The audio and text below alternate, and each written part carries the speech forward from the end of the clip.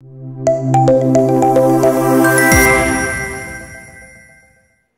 오늘 3단원입니다. 국토통일과 통일한국의 미래에 대해서 마지막으로 배워보도록 하겠습니다. 첫 번째, 우리 국토의 위치가 갖는 중요성과 통일의 필요성은 이란 단원이 되겠네요. 자, 우리나라의 위치의 특성을 한번 볼까요? 우리나라는 일단 첫 번째, 삼면이 바다입니다. 그리고 그 삼면이 바다인 곳을 보고 반도라고 불러요. 그래서 우리는 반도라고 부르죠. 그래서 우리나라를 무슨 반도라고 불러? 한반도라고 부르죠. 그래서 우리는 반도 국가라서 대륙으로도 진출할 수 있고 해양으로도 진출할 수 있습니다. 그때 대륙은 유라시아 대륙이 되겠고 또 바다는 태평양이 되겠죠. 이렇게 그 중간에 위치하고 있기 때문에 지리적으로 굉장히 요충지였습니다. 고대 국가 때부터 우리 한반도를 차지하기 위해서 일본과 중국, 그 다음에 우리나라 이 세 개 국가들 간에 굉장한 경쟁이 많았었죠. 자, 그런데 우리는 지금 분단이 되어 있지만 통일이 되면 우리나라의 위치의 중요성은 어떻게 될 것인가? 대륙으로도 쉽게 진출할 수 있고 해양으로도 쉽게 진출할 수 있겠죠. 그래서 지리적 이점을 살릴 수 있고 그걸 통해서 고속도로 같은 아시안 하이웨이나 아니면 한반도 종단 철도 같은 것들을 연결할 수 있겠죠.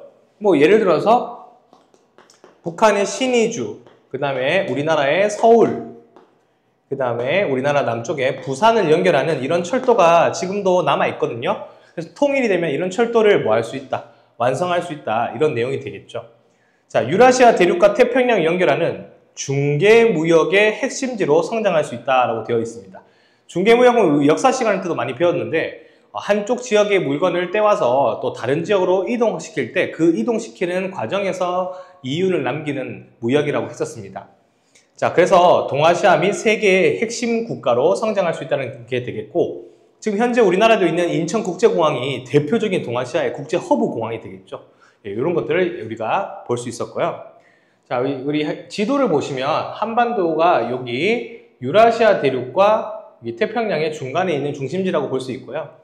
또 이게 180도 돌려서 보면 이쪽 바다로도 우리가 진출할 수 있다는 게 눈에 보이죠, 맞죠? 그래서 이런 것들을 통해서 우리가 우리의 위치가 굉장히 중요하다는 것을 알 수가 있습니다. 다음 장을 한번 볼까요?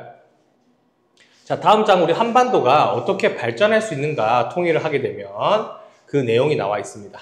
자, 첫 번째 지도를 보니까 철도예요. 그래서 대표적으로 여기 보면 TSR, 여기에서 시베리아 횡단철도나 아니면 여기 보이는 중국 횡단철도 TCR, 그 다음에 여기 한반도 끝까지 올 수 있는 항반도 종단철도도 보이시죠? 그 다음 오른쪽에 보시면 주요 항로입니다. 그래서 여기 있는 아메리카로부터 해서 이렇게 전 세계를 이을 수 있는 국제 항로의 중심지로도 우리가 위치할 수 있다는 내용이 되겠습니다. 자, 도로는 아시아 32개국 55개 노선, 총 길이 14만 킬로미터의 아시안 하이웨이가 구축되면 자동차로 어디서 어디까지, 부산에서 아시아 유럽까지 갈 수 있는 그런 도로를 만들 수 있다라는 내용이 되겠고요. 철도는 우리나라의 경의선, 경원선, 요게 이제 의주, 요게 이제 원산 이렇게 이어지는 도로가 되겠죠. 그 철도가 되겠죠.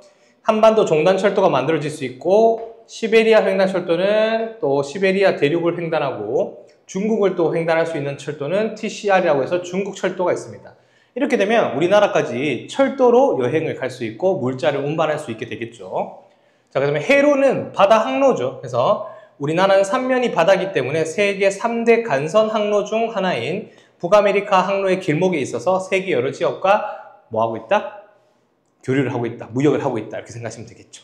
간선 항로는 이렇게 지나가는 항로가 되겠죠, 굉장하게. 그래서 짧은 거리를 갈 수 있는 항로를 우리나라가 위치하고 있다, 이렇게 생각하시면 되겠습니다. 자, 다음 장 보시면 국토 통일의 필요성. 지금 우리가 분단이 되어 있는데 그러면 왜 통일이 필요한가에 대해서 내용을 보도록 하겠습니다.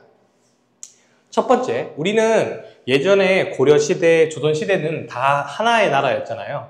근데 남북 분단으로 인해서 국토가 불균형적으로 발전하고 있고 이걸 해소하려면 통일이 필요하고요. 두 번째, 국토 이용의 효율성을 증대시키기 위해서 뭐가 필요하다? 일체성 회복이 필요하다. 이렇게 생각하시면 되겠습니다. 민족의 동질성 회복이라고 되어 있는데 이산가족의 아픔을 치유하고 그 다음에 남북한 주민의 생활 수준 및 문화 차이를 감소시키기 위해서 통일이 필요하다 되어 있죠. 지금 굉장히 이질적이에요. 같은 한글을 쓰지만 한글 내용도 다 다르죠. 남북 분단의 갈등을 해소하려면 이 통일이 필요한데 지금 현재 국방비가 너무 부담이에요. 이 국방비를 대표적으로 우리가 무슨 비용이라고 부르냐면 분단 비용이라고 불러. 분단 비용. 지금 현재 우리나라랑 북한이 분단을 하고 있는데 그 분단을 함에 따라서 쓸모없이 나가는 비용을 분단 비용이라고 부르거든요. 그래서 국방비 부담이 너무 커서 이걸 감소시킬 수 있고요. 동아시아 및 세계 평화에 기여하고 있다. 지금 다른 나라, 우리나라의 이미지가 어떠냐면 다른 나라 사람들한테 분단국가, 전쟁의 위기, 뭐 핵전쟁, 뭐 이런 키워드가 우리나라를 상징하는 단어가 되고 있거든. 그런 갈등을 해소시킬 수 있다. 자, 국가 이미지 경쟁력이 향상될 수 있다. 전쟁 위험 해소로 부정적 국가 이미지를 개선시킬 수 있고 국가의 위상이 상승할 수 있다. 이런 내용이 되겠습니다. 자, 그러면 예시를 한번 보도록 할까요? 지금 남북한 경제 지표예요. 이건 뒤에 문제에 나오니까 문제를 보면서 같이 풀으셔도 됩니다. 자, 인구는 남한이 5천만에 가까운데 북한은 그 절반밖에 안 되고 있는 게 보이시죠? 자, 그 다음에 국민 총소득. 자, 총소득은 여기는 34조, 여기는 1441조죠. 엄청난 차이죠. 그 다음에 쌀 생산량도 여기는 2,000대에 불과하지만 우리 남한은 4,000대죠. 무역액도 76억 달러와 우리는 1조.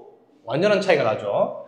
자, 그런데 보시면 석탄 생산량, 철광석 생산량 이런 무슨 자원들은 지하 자원은 누가 많다. 지하 자원은 북한이 훨씬 더 많이 매장이 되어 있고 개발을 하고 있다라고 생각하시면 됩니다. 그러면 북한의 자원을 우리가 이용할 수 있으면 매우 좋겠죠. 그게 통일의 필요성이다 이 뜻이 되겠네요. 발전, 전기 만드는 설비 용량도 우리가 훨씬 더 많다는 것을 알 수가 있습니다. 자, 이렇게 정리해 볼 수 있겠죠. 자, 그 다음 통일을 위한 노력을 한번 볼까요?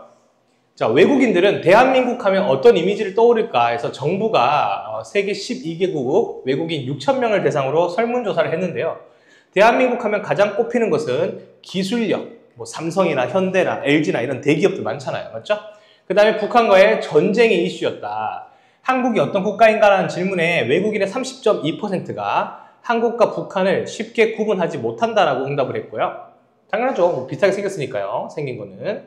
핵개발, 미사일 발사 등 북한 관련 뉴스를 한국 뉴스로 혼동하고 있다라고 되어 있죠. 이게 우리나라의 현재 이미지입니다. 이거를 빨리 이미지를 좋게 만들려면 통일을 해야 된다는 내용이 되는 거죠. 자, 그럼 통일 후에 우리 국토 공간과 우리의 삶은 어떻게 달라질까 보도록 할까요? 통일하게 되면 일단 민족의 동질성이 뭐 될 수 있다? 회복될 수 있다. 동질성의 반대말이 뭐냐면 이질성이에요. 이 이질성을 빨리 극복을 해야 되겠죠. 주민들의 생활 공간이 확대될 수 있다. 영토가 확대되는 느낌이니까요. 자, 그리고 아까 이야기했던 분단 비용이라고 되어 있죠. 분단 비용. 자, 이거는 굉장히 부정적이고 쓸모없는 비용이에요. 분단 비용. 이 분단 비용을 줄일 수 있어서 이거를 개발과 복지 분야에 투입할 수 있죠. 자, 개발과 복지 분야에 투입하는 비용은 무슨 비용이냐면 통일 비용이에요. 통일 비용. 그래서 분단 비용은 좋지 않은 거지만 통일 비용은 개발을 하는 거기 때문에 분단 비용보다는 훨씬 낫겠죠. 그래서 남북한 모두 다 삶의 질이 향상될 수 있다는 게 또 삶의 공간의 변화의 모습일 겁니다. 자, 그럼 국토 공간의 변화를 볼까요? 자, 우리나라가 아까 전에 이야기했지만 반도 국가예요. 반도 국가가 가지는 장점, 바로 대륙과 해양을 같이 연결시킬 수 있다고 했었죠. 그래서 우리가 물류의 중심지가 될 수 있다라는 내용이고요. 물류 중심지면 이제 무역의 중심지죠. 지금은 중국의 상하이가 엄청난 항구로 발달해 있지만 통일만 된다면 우리나라가 그 역할을 대신할 수도 있다 이런 뜻이죠. 자, 그 다음 2번이 중요한데 남한이 비교적 좀 잘 가지고 있는 게 자본과 기술이죠. 돈이 많잖아, 남한은. 근데 북한은 뭐가 많아? 지하 자원과 노동력이 저렴해요. 노동력이 저렴하기 때문에 요거를 결합하면 굉장히 우리가 더 잘 살 수 있겠죠. 대표적으로 그렇게 해서 만든 게 북한에 있는 개성공단이잖아요. 맞죠? 공장을 우리나라가 짓는 거야. 북한의 개성에 짓는 거야. 북한의 개성에 있는 북한 노동자들을 데리고 와가지고 이제 공장을 운영하는 거라고 생각하시면 됩니다. 그러면 이제 정말 좋죠. 근데 이제 정치적 이슈에 따라서 공장이 있기도 하고 사라지기도 하는 그런 현실이다 이렇게 생각하시면 됩니다. 자, 그 다음 이제 통일을 하게 되면 동아시아 및 세계 평화에 우리가 기여를 할 수 있겠죠. 한반도 주변 국가들 간의 긴장 상태가 완화되고 전쟁의 위협에서 벗어나 세계 평화에 앞장서는 모범적인 국가가 될 수 있다는 게 포인트가 되겠습니다. 결국은 이제 통일을 하게 되면 우리에게도 큰 장점이 있다. 그리고 한반도 전체의 장점과 세계화의 평화에 이제 우리가 기여할 수 있다는 내용이 되겠습니다. 이렇게 해서 이제 마지막 여기 11단원 마무리를 하고요. 이제 12단원부터는 또 시험 범위에 들어가니까 12단원부터도 수업을 잘 준비해 주시기 바랍니다. 영상 잘 듣고 필기하고 복습하고 테스트 준비까지 문제풀이까지 꼭 해주셔야 됩니다. 다음 시간에 만날게요. 안녕!